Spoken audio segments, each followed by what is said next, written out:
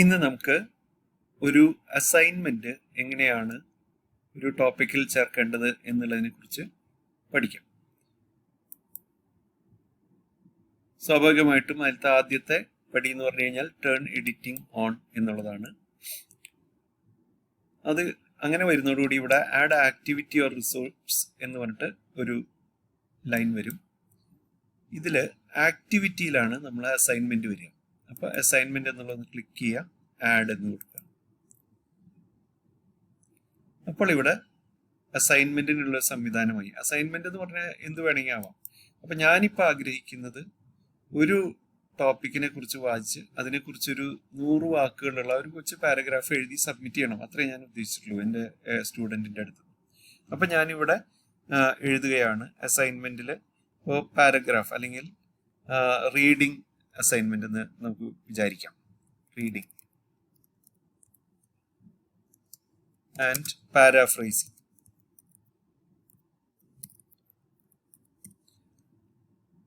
ഇവിടെ നമ്മൾ വിശദമായിട്ട് എഴുതി അത് 100 വാക്കുകളാണ് വേണ്ടത്, 100 വേർഡ്സ് ആണ് വേണ്ടത് എന്നുള്ളത് ആയി. ഇത് ഡിസ്പ്ലേ ഡിസ്ക്രിപ്ഷൻ എന്നുള്ളതും കൂടി ചേർക്കുക. അവിടെ ക്ലിക്ക് ചെയ്യാം. അപ്പോൾ ഈ 100 വാക്കുകൾ എന്നുള്ളത് അവിടെ കാണാം. ഇനി ഞാൻ വായിക്കേണ്ട ഫയൽ എന്താണ് എന്നുള്ളതിനെ കുറിച്ച് നമ്മൾ നോക്കുക. അപ്പോൾ ഇവിടെ ഇത് ക്ലിക്ക് ചെയ്ത് കഴിഞ്ഞാൽ ആഡ് ചെയ്യാം. ചൂസ് ഫയൽ എന്ന് കൊടുക്കുക. ഞാനിതിൽ BTA application form guide lines എന്ന് പറഞ്ഞിട്ടൊരു ഫയലാണ് ഞാൻ വായിക്കണമെന്ന് ആഗ്രഹിക്കുന്നത്. ആ കുട്ടി വായിക്കണമെന്ന് പറഞ്ഞത് അപ്ലോഡ് ദിസ് ഫയൽ. അങ്ങനെ അപ്ലോഡ് ചെയ്ത് കഴിഞ്ഞാൽ BTA 2020 എന്ന് പറഞ്ഞിട്ടുള്ള ഒരു ഡോക്യുമെന്റ് ആണ്. അതിനെക്കുറിച്ച് അലോ സബ്മിഷൻസ് ഫ്രം എന്ന് പറഞ്ഞിട്ടുണ്ടെങ്കിൽ 22-ാം തീയതി മുതൽ ഡ്യൂ ഡേറ്റ് 29-ാം തീയതി വരെ ഇത് രണ്ടും എനേബിൾ ചെയ്ത് കഴിഞ്ഞു. കട്ട് ഓഫ് ഡേറ്റ് എന്ന് പറഞ്ഞൊരു സംഭവമുണ്ട്. അത് എന്താ വെച്ചാൽ ആ ഡേറ്റിന് ശേഷം ഇത് സ്വീകരിക്കുകയില്ല. അല്ലെങ്കിൽ ഡ്യൂ ഡേറ്റ് 29 ആണെങ്കിലും 30-ാം തീയതി ആയാലും സ്വീകരിക്കും. പക്ഷെ കട്ട് ഓഫ് ഡേറ്റ് നമ്മൾ കൊടുത്തു കഴിഞ്ഞാൽ 29-ാം തീയതിക്ക് സമയത്തിന് ശേഷം അത് ആക്സെപ്റ്റ് ചെയ്യുകയില്ല. പിന്നെ റിമൈൻഡ് മീ ടു ഗ്രേഡ്, അതായത് ടീച്ചർക്ക് എന്നാണ് ഇതിന്റെ ഇവാലുവേഷൻ നടത്തേണ്ടത് എന്നുള്ളതിനെ കുറിച്ച് ഒന്ന് ചോദിക്കുകയും ചെയ്യാം. സബ്മിഷൻ ടൈപ്പ്, ഇതിൽ നമ്മൾ 100 വാക്ക് എഴുതാനാണ് പറഞ്ഞിട്ടുള്ളത്. അതുകൊണ്ട് ഓൺലൈൻ ടെക്സ്റ്റ് എന്നുള്ളതും കൂടി ക്ലിക്ക് ചെയ്യണം. ഫയലായിട്ട് വേണമെങ്കിൽ സബ്മിറ്റ് ചെയ്യണമെങ്കിൽ അങ്ങനെയും ചെയ്യാം. അയാൾക്ക് വേറൊരു സെപ്പറേറ്റ് ഡോക്യുമെന്റ് ആയിട്ട് സബ്മിറ്റ് ചെയ്യണമെങ്കിൽ അങ്ങനെയും ചെയ്യാം.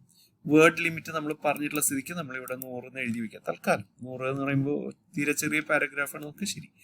Maximum number of uploaded files 20 എണ്ണം വരെ ചേർക്കാം. പക്ഷെ നമ്മൾ അത്രയ്ക്കൊന്നും ഉദ്ദേശിക്കില്ല. ആ കുട്ടിയുടെ മാക്സിമം 2 ഫയലുകളെ പാടുള്ളൂ. ഒരു വേർഡ് ഫയലും ഒരു പടവും അത്രയും മതി എന്ന് നമ്മൾ പറഞ്ഞിട്ടുണ്ടെങ്കിൽ അപ്പോൾ വേർഡ് ഫയലിനും പടമാണ് നമ്മൾ ഉദ്ദേശിച്ചിട്ടുണ്ടെങ്കിൽ ഇത് അവിടെ എഴുതി വെക്കുക. ഒന്നുമില്ലെങ്കിൽ ഓൾ ഫയൽ ടൈപ്സ് എന്നുള്ളത് ക്ലിക്ക് ചെയ്യണമെങ്കിൽ അങ്ങനെ ചെയ്യാം. അപ്പോൾ എല്ലാ ഫയലുകളും ആയി. അതല്ലെങ്കിൽ ഡോക്യുമെന്റ് ഫയൽ എന്നുള്ളത് കൊടുക്കുക. അതിൽ PDF ആയിട്ട് വേണമെങ്കിൽ സബ്മിറ്റ് ചെയ്യാം, വേർഡ് ആയിട്ട് സബ്മിറ്റ് ചെയ്യാം, വേർഡ് ഡോക്യുമെന്റ് ആയിട്ട് ഡോസെക്സ് അല്ലെങ്കിൽ ഡോക് എന്നുള്ള അങ്ങനത്തെ ഇതിൽ വേണമെങ്കിൽ ആവാം. ഇമേജ് ഫയലായിട്ടും സബ്മിറ്റ് ചെയ്യാം. ഇമേജിൽ നമ്മൾ JPEG, JPEG അങ്ങനെ പലതരത്തിലുള്ള JPG, .jpg അങ്ങനെ പല എക്സ്റ്റൻഷനോട് കൂടിയിട്ടുള്ള ഫയലുകളാണ്. ഇതൊക്കെ സേവ് ചെയ്യാം. അപ്പം നമുക്ക് ആവശ്യമുള്ള ഇതൊക്കെ നമ്മൾ ആക്സെപ്റ്റ് ചെയ്യണമെന്ന് വരുന്നു. അതിനുശേഷം നമ്മൾ സബ്മിഷൻ സെറ്റിങ്സ്, ഫീഡ്ബാക്ക് ടൈപ്പ് എന്തൊക്കെയാണ് നമുക്ക് മറുപടി കൊടുക്കേണ്ടത് ഈ കുട്ടിക്ക് എന്നുള്ളതിനെ കുറിച്ച് പറയാം.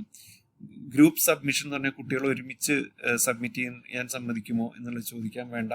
അപ്പോൾ നമ്മൾ അത് പറയുന്നില്ല. അതല്ല, നമ്മൾ ഗ്രൂപ്പുകളായിട്ട് ഒരു ക്ലാസ്സിനെ നമ്മൾ 5 പേരുള്ള ഇപ്പോൾ 10 ഗ്രൂപ്പുകൾ അല്ലെങ്കിൽ 20 ഗ്രൂപ്പുകളായിട്ട് തിരിച്ചിട്ടുണ്ടെങ്കിൽ ഓരോ ഗ്രൂപ്പിനും ഓരോ ഒരുമിച്ച് ചെയ്യാവുന്ന ഒരു ഗ്രൂപ്പ് വർക്കായിട്ട് ചെയ്യാം. ഇനിയുള്ളത് നമുക്ക് അറിയേണ്ടത് ഗ്രേഡ് നോട്ടിഫിക്കേഷൻസ് ആണ്. കുട്ടിയെ എപ്പോൾ അറിയിക്കണം, അവരുടെ ഗ്രേഡുകൾ അറിയിക്കണം, ലേറ്റ് സബ്മിഷൻ അറിയിക്കണം, ഇതൊക്കെ നമുക്ക് സെറ്റ് ചെയ്യാം. അതേമാതിരി സബ്മിഷൻ സെറ്റിങ്സ് ഇതിൻ്റെ ഇടയിൽ വിട്ടുപോയതാണ്. Require students to click submit the button എന്ന് ചോദിച്ചു കഴിഞ്ഞാൽ കുട്ടി അത് ചെയ്ത് കഴിഞ്ഞാൽ യെസ് എന്ന് കൊടുക്കണം. അപ്പോഴാണ് നമ്മൾ കൃത്യമായിട്ട് അറിയുള്ളൂ. അല്ലെങ്കിൽ അതിൻ്റെ സെറ്റിങ്സിൽ പോയി കഴിഞ്ഞാൽ അവിടെ കാണിക്കും അത്. അപ്പോൾ എത്ര തവണ അത് വീണ്ടും ചെയ്തു എന്നുള്ളതിനെ കുറിച്ച് നമുക്ക് വേണമെങ്കിൽ പറയാം. ഇനി നോട്ടിഫൈ സ്റ്റുഡൻസ് പറഞ്ഞാൽ കുട്ടികളെ അറിയിക്കും. ഗ്രേഡ് നമുക്ക് പോയിന്റ് ആയിട്ട് ഗ്രേഡ് കൊടുക്കണം, അതോ സ്കെയിൽ ആയിട്ട് കൊടുക്കണം. സ്കെയിൽ എന്ന് പറഞ്ഞു കഴിഞ്ഞെങ്കിൽ പുവർ, ആക്സെപ്റ്റബിൾ, ഫൈൻ അല്ലെങ്കിൽ ഗുഡ്, വെരി ഗുഡ്, എക്സലന്റ് എന്ന് പറഞ്ഞിട്ട് അങ്ങനെ സ്കെയിൽ ചെയ്യാം. അല്ലെങ്കിൽ പോയിന്റ് എന്ന് പറഞ്ഞു കഴിഞ്ഞാൽ 1 മുതൽ 10 വരെയെന്നോ 1 മുതൽ 100 വരെയെന്നോ എത്രയും കൊടുക്കാം. ഇപ്പൊ നമ്മൾ 100 വാക്കിന്റെ ഒരു പാരഗ്രാഫാണ്, അപ്പൊ ഞാൻ അതിന് 10 മാർക്ക് കൊടുക്കാനാണ് മാക്സിമം കൊടുക്കാൻ ഉദ്ദേശിച്ചത്. സിമ്പിൾ ഡയറക്റ്റ് ഗ്രേഡിങ്, അങ്ങനെ പല തരത്തിലുള്ള ഗ്രേഡിംഗ് മെത്തേഡ്സ് ഉണ്ട്. മാർക്കിംഗ് ഗൈഡ്, റുബ്രിക്കുകൾ വെച്ചിട്ട് ചെയ്യാം. അതായത് ആ കുട്ടി എന്താണ് ഉദ്ദേശിച്ചത് എന്നുള്ളത് നമ്മൾ മനസ്സിലാക്കിയിട്ടുള്ള ചില റുബ്രിക്സ് നമ്മൾ ഉണ്ടാക്കിയിട്ട് അങ്ങനെയും ചെയ്യാം. ഡീറ്റെയിൽസ് നിങ്ങൾക്ക് വായിച്ച് കണ്ടുപിടിക്കാവുന്നതാണ്. ഇപ്പോൾ അത് പഠിപ്പിക്കാൻ നിന്നാൽ അത് മുഴുവൻ നമ്മൾ ഒരു ക്ലാസ്സിനുള്ളതുണ്ട്.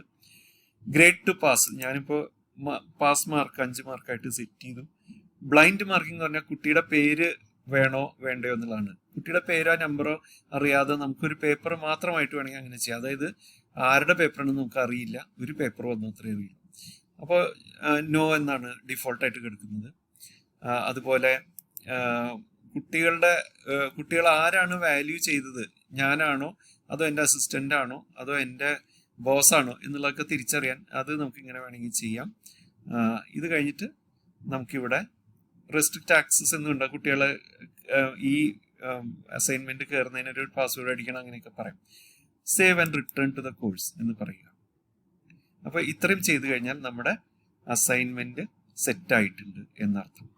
അസൈൻമെന്റ് സെറ്റായി കഴിഞ്ഞാൽ നമ്മൾ ഇത് കുട്ടി കാണുന്നത് എങ്ങനെയാണെന്ന് നമുക്കൊന്ന് അറിയണമെന്നുണ്ടെന്ന് വിചാരിക്കാം. അപ്പോൾ ഇവിടെ നമ്മളൊന്നും കൂടി പോയി നോക്കാം. ഇതൊന്ന് സേവ് ചെയ്യാം. അതായത് സേവ് ടേൺ എഡിറ്റിംഗ് ഓഫ് എന്നുള്ളത് കൊടുക്കുക. അപ്പോൾ എഡിറ്റിംഗ് പാർട്ട് ചെയ്തു. അപ്പോൾ നോക്കുമ്പോൾ ഇതവിടെ റീഡിങ് ആൻഡ് പാരാഫ്രൈസിങ് 100 വാക്കുകൾ എന്നുള്ള ഒരു സംഭവം ഇവിടെ വന്നു. അപ്പോൾ നമുക്ക് ഇനി ഇതിലൊന്ന് പോയി നോക്കാം. ഇവിടെ നമ്മൾ ഗ്രേഡ് ബുക്ക് സെറ്റപ്പ് ഇത് ഇനി കുട്ടി എങ്ങനെ കാണുന്നു എന്നുള്ളത് നമുക്ക് വേണമെങ്കിൽ അറിയാൻ പറ്റും.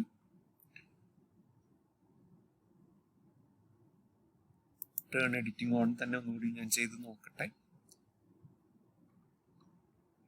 ഇത് ക്ലൗഡിലാണ്, അതുകൊണ്ട് ചിലപ്പോൾ അവർ അത് ഡിസേബിൾ ചെയ്ത് ഇട്ടിട്ടുണ്ടോ എന്ന് എനിക്ക് ഉറപ്പ് പറയാൻ പറ്റില്ല. സ്വിച്ച് റോൾ ഇവിടെയാണ് അതിൻ്റെ കിടക്കുന്നത്. സ്വിച്ച് റോൾ 2 എന്നുള്ളത് കൊടുത്തു കഴിഞ്ഞാൽ നമുക്ക് സ്റ്റുഡൻറ് എന്നുള്ള നിലയ്ക്ക് നമുക്ക് ഒന്ന് കണ്ടു നോക്കാം എന്താണ് ഇവിടെ സംഭവിക്കുന്നത്.